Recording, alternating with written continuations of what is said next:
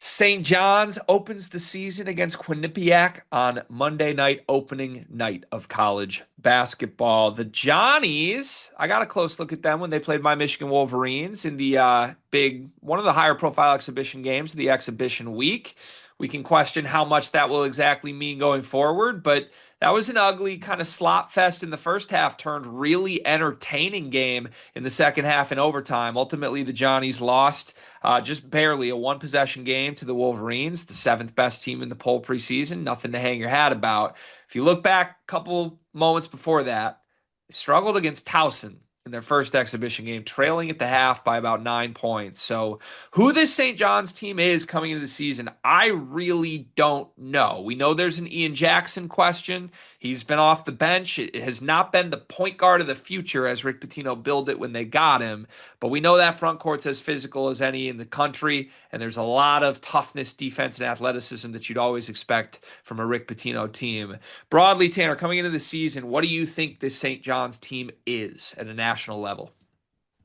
I think they're a little bit overrated, but I think that they will be very similar to last year. I think that they will be very physical in the front court. They will be super good on defense in that amoeba zone matchup. They'll be great in transition. They will be awesome on the boards, probably two ways. It's point guard play and it's floor spacing for me. Um, Even though they brought in more shooting, it seems like they didn't bring someone who can set the table and set up that shooting well enough. And then all of a sudden, I wonder if the offense is going to devolve into what it did last year, which was kind of like mindless dribbling, um, mid-court or mid-range jumpers, and then crashing the offensive glass. Um, I just think they need a point guard, man. Like you go from Kadari Richmond to nothing, and then Jackson's not a point guard, and I love Dylan Darling. I am a Dylan Darling defender. Does not fit Rick Pitino's defense well at all. A lot of perimeter defensive issues for St. John's this year, way more than they had last year. Obviously, I think that I don't know, like they're going to be able to win the shot volume battle and win games like they did last year. But if the season goes off the rails, it's going to be on that backcourt, Yeah. which doesn't have any clear answers. I think you're right. And there's a lot of different names you can throw out there. But to your point, like last year, they had two guys in Smith and Richmond that you kind of wondered, okay, how do they fit? But you did not ever question at an individual level, do these guys fit a Rick Pitino defense? This year, even if Ian Jackson's supposed to be the answer, he's a horrible fit for what Rick Pitino tries to do They're both defensively. awful defenders. Jackson was horrific last year. It's Yeah. bad. And Sellers is kind of like the break glass in case of emergency answer. I don't know that I even buy him as that guy that they need to spearhead a Patino defense. So, you look, I'm going off the exhibition, the eye test. I thought the offense was so much better with Darling in the game. I thought the defense was significantantly worse with Darling in the game. It was all around bad for Jackson. So we'll get an early Yeah, look at what my the minutes my looks like like. sorry to interrupt, but my bold prediction for, and I did a St. John's transfer portal class, was that Darling takes the starting point guard job and plays huge minutes by the end of the season. I think that's the answer. I think it's the only answer because like at least it Yeah. gives you half of the court and you can kind of hide him in in the matchup zone, somewhat at least. I'm sorry, but what was your question? No, you're fine. I 100% buy Darling as like the important answer to the season, one way or another. I just Mhm. think it might drive Rick Pitino off a cliff, honestly, like the defensive concerns that come with that guy needing to play 30 minutes. We'll see if Yeah. we're right or we're wrong. On the flip side, Quinnipiac, this is a team last season, first in the MAC, as I call it, 15-5 in that league. They bring back their best player, Amari Monroe, who nearly averaged a double-double last season. With him, there's about five guys that were in the rotation last year, a new backcourt on paper for this team, Asim Jones, and then I'm going to need your pronunciation help, Nate Guarangamba. Do I have Yeah, that I was right? just gonna say I've been saying Nate G. Nate I G. haven't gotten it yet, but that's right. Yeah. You're Okay. pretty close, I think. That was a good first try. It was worth a shot. So, if anybody is watching this, if you're a St. John's fan, unfamiliar with Quinnipiac at all, can you give us the scout on Amari Monroe? He's a dude. Of course I can. And the Quinnipiac Scout they're one of the best, if not the best team in the MAC, the Metro Atlantic. Amari Monroe, he is conference. He was conference player of the year last year. I think he was conference defensive player of the year too. Monster two-way player and dominant go-to guy. I mean, unbelievable rebounder, fantastic defender. You can run offense through him. He's kind of like Yaxel, honestly, in a couple ways, just not as efficient on the scoring end. Um, the thing about Quinnipiac is the defense is going to be really good again. I think with especially with Monroe, but you throw a Sim Jones as a menace point of attack defender, and then Nate as a multi-positional versatile guard defender. They're great in ball screen denial, one of the best ball screen denial defenses in the nation, or at least the mid-major level. Dominant rim defense, typically good in transition denial. They'd be the best defense in that conference if I weren't in love with Marist. The concerns for Quinnipiac come on the offensive side of the rock, which includes Amari Monroe, who you can run a ton of offense through him and he can create for himself. He just doesn't put the ball in the basket at an efficient enough rate. His true shooting percentage last year was like 45%.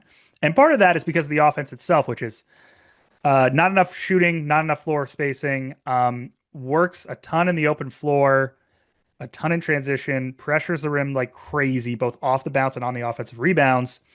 And it just no one can get enough efficient offense in that scheme, and the team at large doesn't. Does that not all sound very familiar? It does. These two teams are very similar. The Johnnies want to do a lot of the same things. These two teams struggle with a lot of the same things, specifically effective half court offense. Between these two, the Bobs are actually the better at full, like pure rim pressure, but they're a far less efficient finishing team. Um, I think that the way this game goes, and I'll just hop in here, is that similar to I see this all the time when you have a low major team that can come up and play the same way as a high major team and punch them in the mouth right away. It's going to be an ugly grinder in the first little bit. I'm thinking back to Bryant against Michigan State in the tournament game. Yeah. I'm thinking back to this matchup last year where Quinnipiac was up 3 after the half with Politano, who is no longer there. He would be a big thing for this. But I think that Quinnipiac can fight and go punch for punch and stop them on the defensive end, and compete on the boards. But then eventually the Johnnies' talent level and athleticism and just motor is going to take over, and they're going to go on some crazy run. Like last year, they went on an 18-3 run in the second half. They won by 23.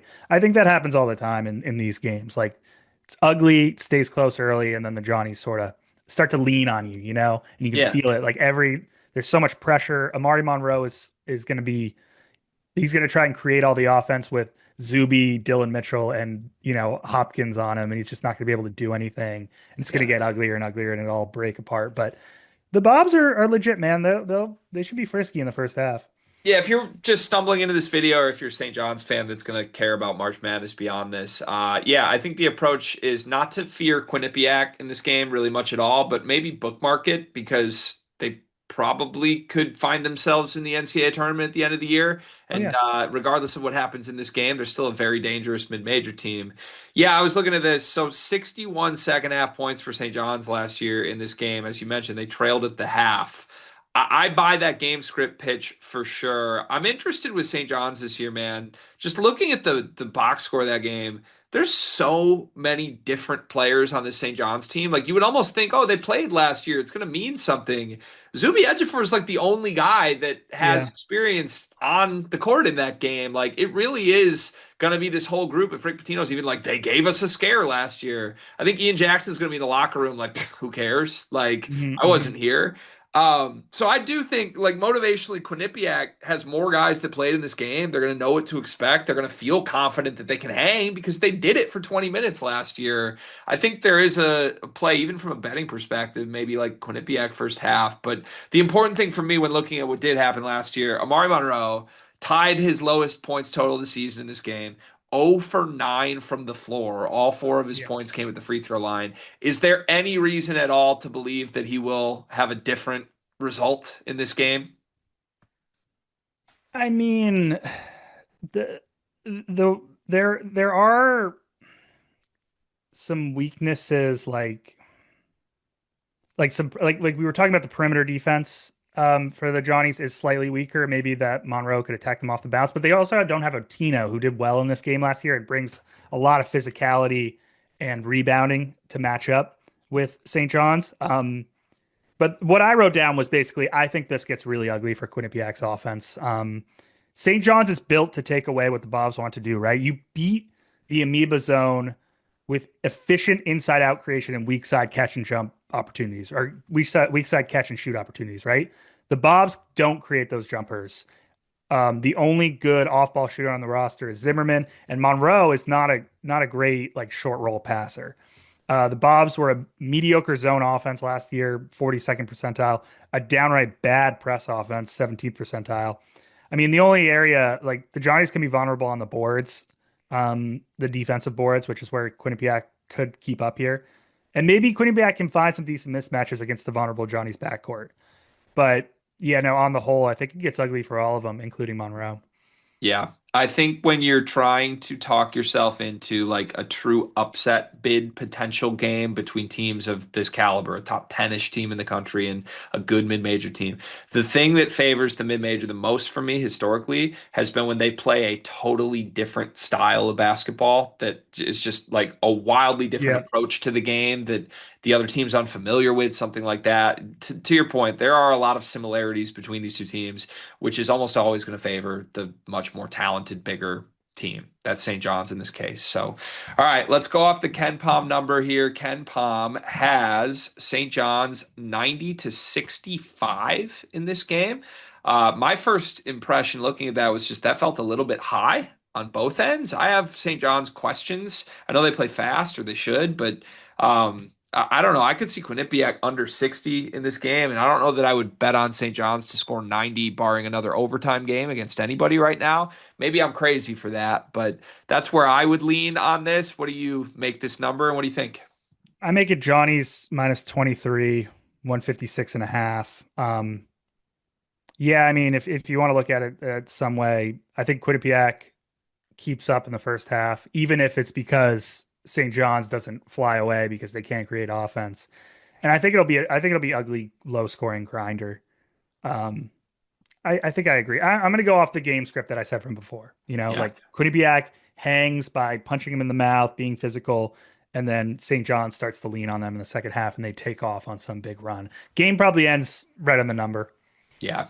Yep. I don't see value much on any angle for this, to be honest, at the numbers. Last question for me before we get out of here. Who leads St. John's in scoring in this game? And you can't say Zuby Ejiofor. Hopkins, I'll say Hopkins comes off the bench as a maybe he starts, maybe he comes off the bench. Either way, he comes in, he starts getting some offense run through him, and then he gets hot and he Okay. starts to find a few mismatches. He scores 15 or something. Okay. All eyes on the St. John's backcourt for me, but I wouldn't be surprised if in game one it's all front court guys that dominate the Mhm. scoring column. We shall Mhm. see. All right. We will have a recap up of this game after the game, probably the morning after this. So stay tuned. Subscribe to the Sleepers Media channel so that you can see St. John's previews and recaps all season long. Thank you, Tanner McGrath.